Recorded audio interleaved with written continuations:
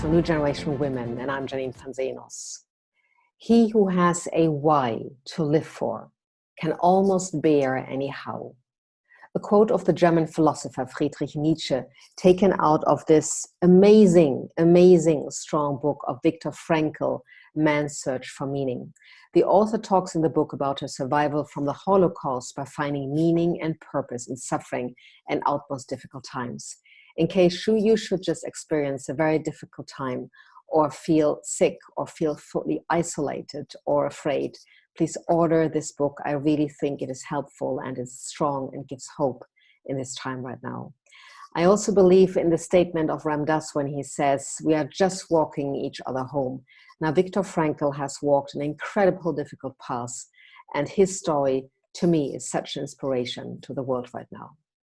The part of the world we are connecting to today is Sweden. We continue the global online female story movement, and we welcome Nadja Håkansson, a beautiful, warm-hearted, and smart, compassionate woman, female leader from Sweden and originally working in Africa. Nadja, hello. Thank you. Hello, Janine. So cozy in the back where you are. It looks really cozy and wonderful. It is. I feel cozy. I feel very relaxed. Yes, I can see. Made myself comfortable to talk with you. I'm happy to be on your show again. I can see that. It looks, I have never seen you so casual and so relaxed. And that's wonderful because I know, I just have to fill in the audience. Nadja works as Gas and Power Services Siemens as a Regional Director Africa. Now, originally she lives in Casablanca with her husband and her 2 sons. And I think like 10 days ago, I got a note from you that you said you were stranded in Sweden. What happened? Yeah, so basically what happened was Corona. So I was on a business trip to Sweden, and the borders of Morocco closed. So all my flights trying to get back to Casablanca were canceled. And in the beginning, we were really concerned that, it's going to be many, many weeks apart. But we actually managed to get my family to Sweden on one of the... Oh, you did? I didn't know that. No, this happened last weekend, last week. So it was really one of the last flights departing from Morocco to Europe. So they went to Copenhagen, and then from Copenhagen they could take a train over to Sweden. So I feel very blessed. We're all together. Yes, that's correct. And I'm amazed because I think I was flying like a few days before we contacted each other again, and we were only 10 people in the airplane. So how did it go for your family? How many people were in the airplane when they left last week? Actually, the plane was fully booked. Really? Yes, people were really, really desperate to get back home. It was completely full, but my husband said everyone was really very calm, very worried on the plane. No one dared to cough or give any signs of illness. So it was very sort of constrained setting and emotions on the plane. Yes, but, it was a very tense situation really at the airport, tense. Very tense. Yeah. And what struck me was that there was one man who was, because of my torn ligaments, I couldn't use my suitcase and stuff, I couldn't carry everything. So there was one man who was helpful. The rest would just look away and just be, there was not a lot of kindness and generosity there. It was like so fear-based still. I don't know, is what your husband said. How do your sons deal with it? Well, my sons are very aware. They are soon to be 6 years and 8 years old. So both of them are very aware of what's happening. They know about Corona, that it's the virus. They know that that's why they're not in school right now, that's why, we were sort of in a very weird situation in the world. So they've picked up on it, but they are very cool. They're not worried. They haven't shown any fear about it. And we try, of course, also to not instill any fear or concern for them as well. Are you living now with your parents all together in Sweden? Yes. So with my mother, Yes. yeah, How is we that are. going on? So you have home office, your son's at Yes, home, there's no school, your mom is there, and your husband is there. And you, correct. you still look so relaxed. So you seem to have a secret here that many working moms would love to know about. Yeah. Well, actually, I feel very. I mean, sure, it's intense at times Now, to be very much now you're in freezing a each little bit. other's space, Yes. right? Is it better now? Yeah, now it's better. You are just freezing. So we have a little bit of Okay. interruption. Okay. Please, dear audience, always I apologize, but so many people are sitting at this time in front of the internet. So this can happen. And Yeah. we get through this. Just Yes, continue. we get through this. No, but actually, my husband is trying to make the very best of the homeschooling, because I mean the idea is for the kids to do homeschooling every day. I sit pretty much locked up in a room doing calls from 8 o'clock in the morning until 6 o'clock in the evening. But it works quite well. I'm very happy that I have my mother, and she's very happy to have Yes. us Yes. in her home, so it's all good. And are your sons disturbing you, or are they so used that, mommy is a female leader, and that they don't disrupt or interrupt mommy when she's working? My youngest, he actually asks me quite often, why do you have to work so much, and are you still having calls? But my eldest, he's actually, he never disturbs, and he is very used to mommy's being in her work mode Yes. in the daytime. So it's a bit different between the two boys. Yes, we had already, the audience, we had already an interview a few weeks ago. I just have no timing anymore in this whole situation. I think we spoke like 2 months ago or 6 weeks ago.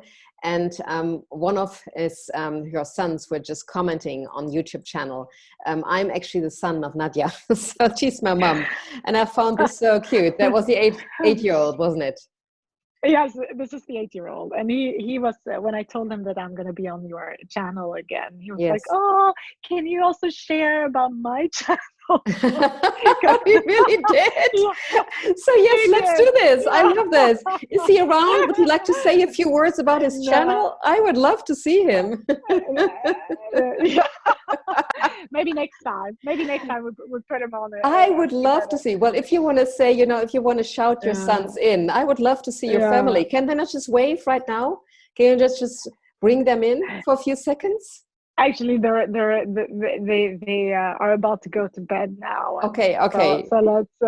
But next time that would I be would actually love to fun. see them. Yeah, So absolutely. what is his channel about? What is he So broadcasting? yeah, so he loves. I mean, he does different things. Or it can be him dancing or doing, being creative. It can be him playing video games. He's really into games. So it's different things, and yeah, he's right now, and it's mixed feelings, as you know, as a parent, that your kids are on YouTube and active Yes, that way. But on the other hand, I think I have the mindset that I want him to be creative and use that yes. channel and develop those skills, because I think really that's the future. So That's true. I try to let him be a little bit free, but under supervision. Yes, I understand. And what is the Mm. name of his channel? Just for everybody who's Oh interested my now. God. Oh my God. And now Do you I know feel that? so, because now I feel a little bit Okay, okay. frozen here, because I've totally forgotten the name of it. what is his name? His name is Anton. Anton. Anton, It's, dear Anton, we are going to yeah. look at your channel. We're going to find your channel. Keep up your good work. Stay creative. Stay healthy. And I hope that you're going to comment again on this show. So let's go from the living room to the living room, and from Anton. And what is the name of your other son? Victor. Victor, Anton and Victor, and your husband is, then we have them all together. Anders. Anders. So he's Yeah. Swedish too. Yes, he is. Okay, so let's go from Yeah. Anders, Victor, and Anton to Sweden. What is Sweden doing in this crisis situation? How is Sweden dealing with it? So Sweden is dealing with it in I think the least restrictive way if you compare to the other countries, because it's not the confinement, it's not the lockdown. There's of course restrictions and recommendations to, you know, social distancing, avoiding being outside if you have any signs of illness, and especially protecting the elderly people who are or people who are in a risk group. But there's not a strict, you know, you still see movements out on the street, people going shopping and so on, but of course it's a big impact. It's quite empty, restaurants are empty, But everything is open still. stores are empty, everything is open. Yeah. Oh, wow. Lucky you. We in Bavaria, we are, everything is closed. And today I went just, quick shopping, and that quick shopping took me an hour. This is why I was late with everything. And my downtime was outside sitting in front of the shopping center and waiting until I could go in, because they really said only 6 people allowed in the little supermarket. So there were 3 people working at the supermarket and 3 people were allowed to go in. So we were standing in a long queue until we were able to go in. It took me literally an hour until I was in the supermarket. And that was a strange situation. So everything gets even more stricter right now here. And that was scary. And I almost would have loved to run to the car and said, "Who's the supervisor? Who's your boss?" Because there was a car going through the streets and announcing with loudspeakers, "Please stay in. Don't leave the house. Don't go into groups. And if you're leaving the house, the restrictions and the punishment and the penalty is going to be huge." And then it was in German and in English. And in German, I think the loudspeakers was out of order. So the voice was like this: "Please stay in the house. Don't go out. Because if you go out, it's penalty, much money." And I thought, this is really positive. This is how you spread kindness, how you spread, hope and staying together and feeling, safe. And that is the way how it has been communicated. So there's a whole different vibration starting to happen now. And you don't have that in Sweden. How is Casablanca, Morocco dealing with it? Yeah, so Casablanca is to the other extreme, because there it's quite similar to in Germany. It's a complete lockdown, complete confinement. You can only go out to do grocery shopping or to go to your office. But for my team in Morocco, we have implemented home office pretty much for everyone. So only the ones who actually need to be at a customer site can continue to do that. But otherwise, it's really a complete lockdown. So I think in terms of how it must be feeling for my colleagues and friends in Morocco, I think they are quite concerned, because I think there's, like you say, it's completely different sentiment. Totally. When you see military and when you see security police around you, I mean, no one feels very comfortable about that. So here it still feels quite relaxed, but people are definitely concerned. This is all people are talking about. Financial impacts of all of this is one of the key concerns as well. So definitely it's concerning for sure. Well, the atmosphere is what I found so strange, is that everybody is just really close. And, I literally try to really go out and try to smile to people. What I also think, like the whole communication, I mean, I'm on news detox, which is really, really good. So I use this as a soul gym to watch my thoughts and see certain patterns where I can say, this is your time to raise consciousness, Janine. So look at all the habits and patterns that are coming up, that you're not disturbed, so that you can lift your own way, how you carry yourself into the world. And when you get out of this, that you have raised your consciousness and worked through some of your shadow parts, which are definitely showing up. So I'm more focused and not so, in the outside, but more on the inside. But what I also saw, like, for instance, the way how they communicated, or when security is out there, how could they also have maybe something colorful on, you know, police and security, that they do have a sign of connection, a sign of we are connecting with each other. We are keeping each other safe. We want to help you that you're safe. So that the whole communication starts from the point is, this is to keep you safe. This is that we work our butts off, that we are going through this phase as possible, as quick as possible. And some people do this, but a lot of leading functions or a lot of security people are just playing this power game of, you know, stay in your zone, and we have the power. They don't say it, but you can feel it. And that, of course, causes a lot of confusion, a lot of irritation, aggression, and fear. And I think that is something that I would love to see differently. When you go to Morocco and Casablanca, I've never been there, but are the people more intimidated right now? Is there more military on the street? Yes, and people are more intimidated because of this presence of military. So that instills fear for people. And I really agree with what you say.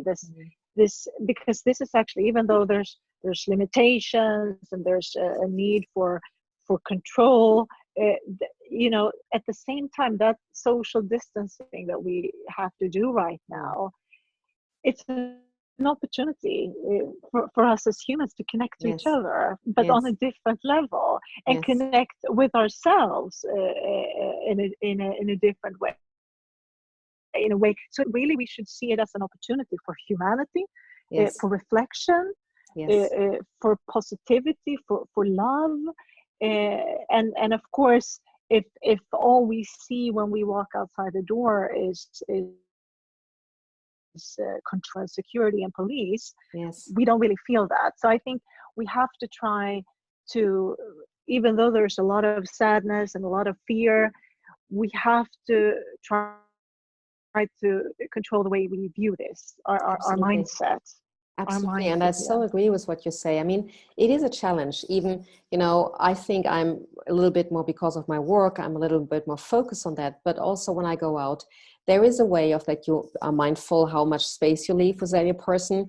So there is this tension of being really mindful in that. And I also have to give it an extra effort. Like, go out, watch the space of others, also be really relaxed. Because sometimes, you know, people are just not watching it very much, bumping into each other. And there is this immediate irritation that comes up. So I have to make it an extra effort to stay calm and stay relaxed and smile. And I always say, smile, Janine, smile with people, connect with people. I mean, I'm happy that we have internet. That's why I did the global online female story movement, so that we connect in a safe place. Because this is the safest way how we can connect around the world right now. Absolutely. But here in Sweden, I must say, you see a lot of great people who really come together to help elderly who can't go do their grocery shopping. So you also see this social responsibility that people take through their own initiative. No one has told them to do that. It's all self-organized, and it's Facebook groups and so on. Of course, there's always going to be people who take advantage of a situation like this in a negative way. But there's also so much compassion right now. And Absolutely. I think that's it to build on as a society.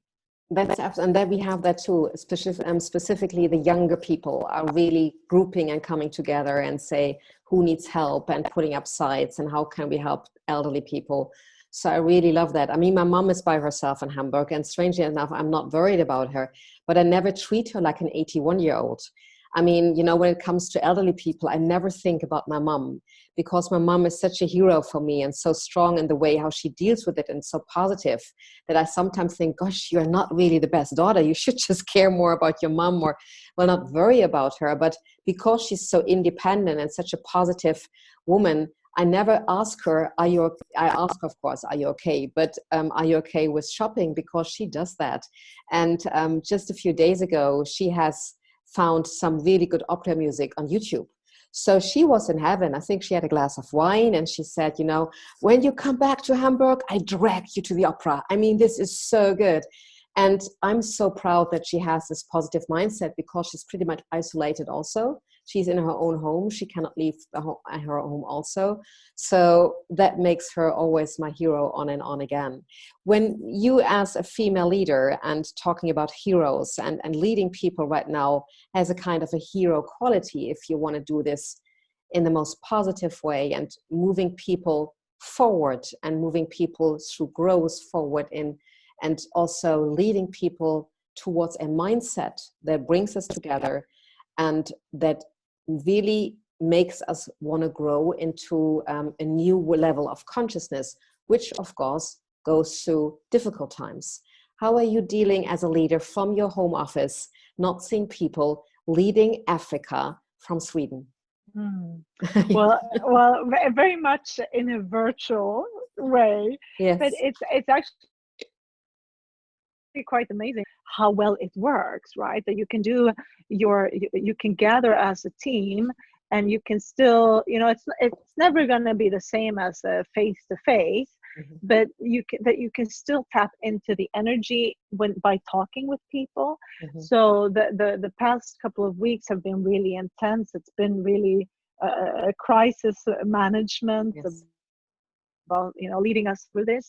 And of course, as a leader, you have to show that you are calm, that you can instill this calm energy also in others, that there's a way forward, and be very you know, structured, and you know, this is what we now need to do, and take it really step by step, following both, you know, the decisions from the authorities and the country, adapting to those decisions. So it's been quite dynamic, but it really, it's about also encouraging people who are putting so much effort, you know, whether we have engineers who are, you know, far apart from their families, they're still committed to what they do. We have people who are ensuring the security and the safety and the health of people also in my team. So it's my responsibility, but it's very much a team effort, and I'm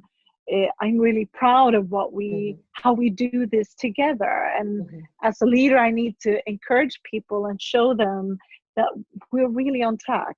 We've done things really the right way. We're doing this the right way. What was the most they need challenging? Yes. to hear that. And I'm always so amazed. I think that in those crisis situations, some people are going totally out of hand, you know, become very impulsive and very irrational.